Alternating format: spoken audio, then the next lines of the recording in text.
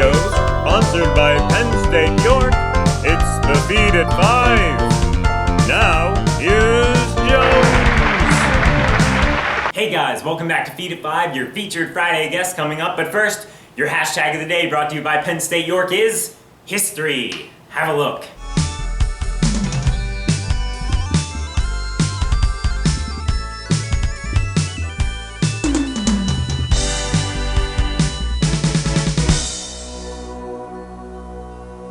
Hey guys, welcome back to Feed at 5. I'm here with Ken Weiler. Welcome. Hi. Thank you. He is with the Hanover Area Historical Society, and today he's going to tell us a little bit what that's all about. Well, we were founded in 1965, roughly after the bicentennial of 1963. It generated a lot of interest in Hanover's past, and we were also realized how much material, that is historical material, that we have here in Hanover. We have discovered that in every barn, basement, and attic, it's got to be tons of historical material. And unfortunately, it usually comes to us in truckload sizes from time to time, and we're sort of overwhelmed, but It's a lot to sort through. lots to sort through, and we are appreciative that the people think of us instead of just dumping it. So we are looking forward to getting more and more donations and to discover a lot of what is in those barns, attics, and basements here we have in Hanover. We have several committees that are in the society. I'm co-chair of the museum committee, along with Tim Chin, who's my other co-chair. Our headquarters, if you want to put it that way, is the Wareham Myers Mansion on the corner of Hanover and Baltimore Streets. That's the big mansion with the carriage house behind it off Doss Alley. So really not far from our studio, actually. No, actually, we're almost walking distance, really, just right down Excellent. Baltimore Streets.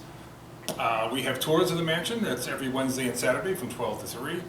And of course, we have a lot of activities as you get closer and closer to Christmas with our decorated tree, the Christmas tea we have, and a lot of other events. The best way to probably access all the material I'm going to talk about is our website, which is www.hahs.us. There's a full panoply of all the various committees and various other events that have come up, and it's updated roughly once a month. Excellent. Another thing we have, another big project of mine, is the carriage house that's behind 1912, 1913 mansion. We're turning that into our first full-scale museum. Wow. Very important with a historical society to be able to appreciate the donations that we get from people donating, is be able to exhibit it. There's nothing worse than someone who donates some really rare and interesting exhibits and you have no place to show them. Yeah, if you can't display it, then... Yeah, we didn't want to be known as the people who put stuff on a box on a shelf and never see it again. Right, yeah. I wouldn't really want to make people give stuff to you if you're doing that. They like to see the stuff with the little caption on it with their name and the donors, which we do. Yeah. So we're looking to have that completed by the beginning of summer this year, 2015. Oh, that's pretty soon. Yes, it is. Coming up. A couple other things we have going on. Summer concert series. The first Wednesday of every month of the summer, starting in June. It's free concerts on the lawn on the mansion, the corner of Hanover and Baltimore Streets. We have local bands, many of them from Gettysburg, a few from Hanover, as well as free Utz potato chips, Turkey Hill ice cream, and iced tea, courtesy of Turkey Hill. All local stuff, great Local stuff, and hopefully a little incentive to get people to come on. Bring your lawn chair, bring a blanket. All right. That's what the kind of thing we like to have, is a nice informal, it's basically traditional American music. Okay. Programs. We have a lot of programs, various subcommittees that are within the organization. We have bus tours, garden walks. We have a very large garden which is maintained by our garden committee. That's probably the high points of what's going on. But I just wanted to share with you, since we depend on volunteer donations from the citizens of Hanover, the greater Hanover area, from time to time we get some unusual donations. I would think so. One of the more interesting ones, we were going through some framed diplomas and certificates that we got. And we take them out of those old frames because they're not acid-free and they will probably damage them more than anything else. So we were taking one high school diploma apart to get them properly frame it. And behind it in the matting was a very racy 1920s flapper photograph. Wow. Everyone was very interested in attending that meeting that day. And one of the things we also do is a lot of educational material, educational work with people who are doing donations. And for all those out there that will be watching, if you have items that you think may be of historical interest, that is Hanover made, Hanover used, or Hanover oriented, that's our focus and our scope.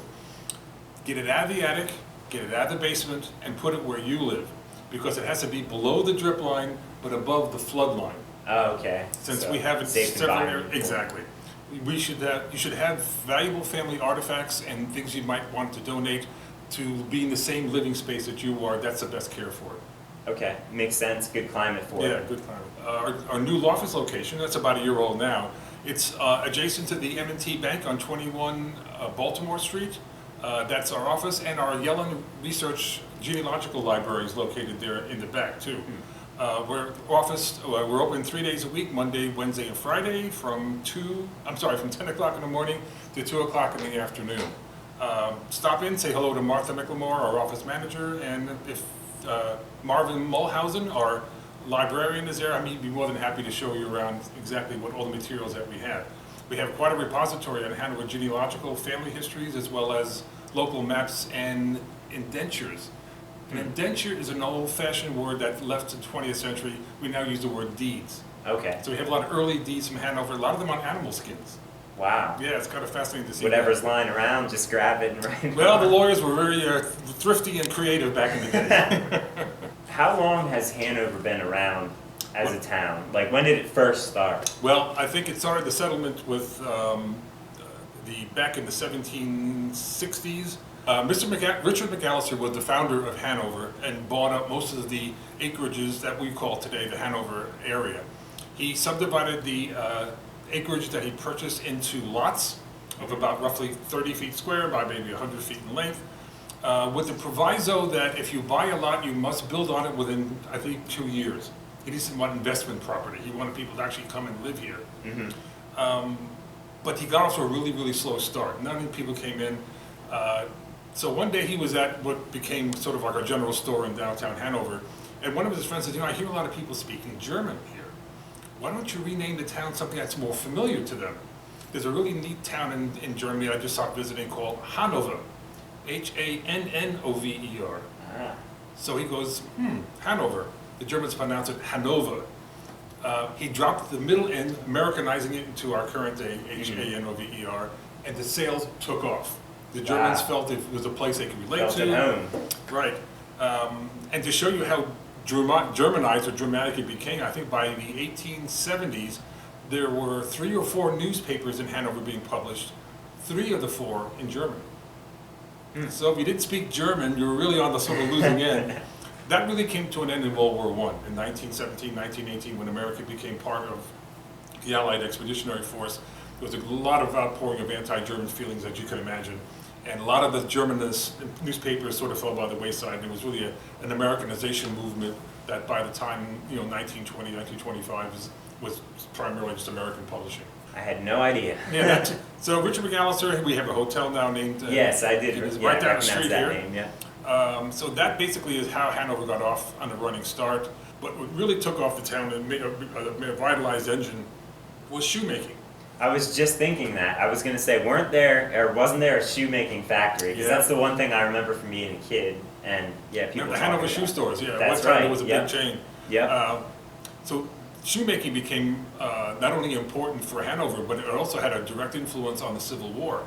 One of the reasons why Jeb Stuart's Confederate cavalry came here was seeking a lot of shoes for their barefoot Confederate cavalry and the army that was rapidly coalescing around another small town to our east called Gettysburg, or to our west, I should say. So that was, the shoe business really made Hanover into an industrial entity and put us on the map. What people really know, few people know, is it's an interesting fact that in 1923, 1924, Hanover was manufacturing automobiles. Really? Really? Only about What kind? 350, a very quality needing kind. Matter of fact, when we finished the museum that we're going to have in the carriage house behind the mansion, one of our members and their family will donate one of the Hanover cars to us for exhibit. Wow. It wasn't too popular because they had a difficulty manufacturing a transmission and a differential in the back, the rear transmission, that when you run around the corners, the car used to bounce around the corners because the wheels are turning at the same speed. Oh. Today that would never happen because you have a differential back there. It's independent, Right. You have one wheel spinning faster than the other, and the ladies who would drive or ride these cars felt very uncomfortable being bounced around. Right. So they didn't sell that well.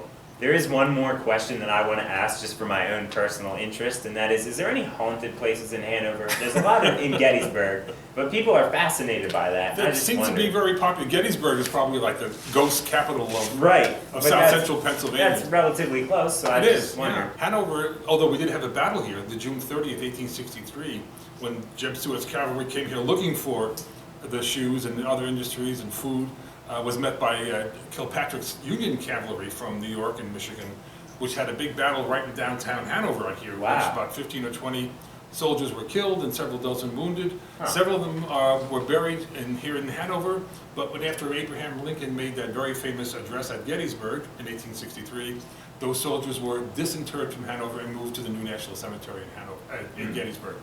So that's so Hanover was a very critical, some people say, step in the military campaign, because if it wasn't for the battle in the day that Jeb Stuart lost here in Hanover, he could have had all that supplies to the Confederate Army, and the Battle of Gettysburg may have turned out considerably different.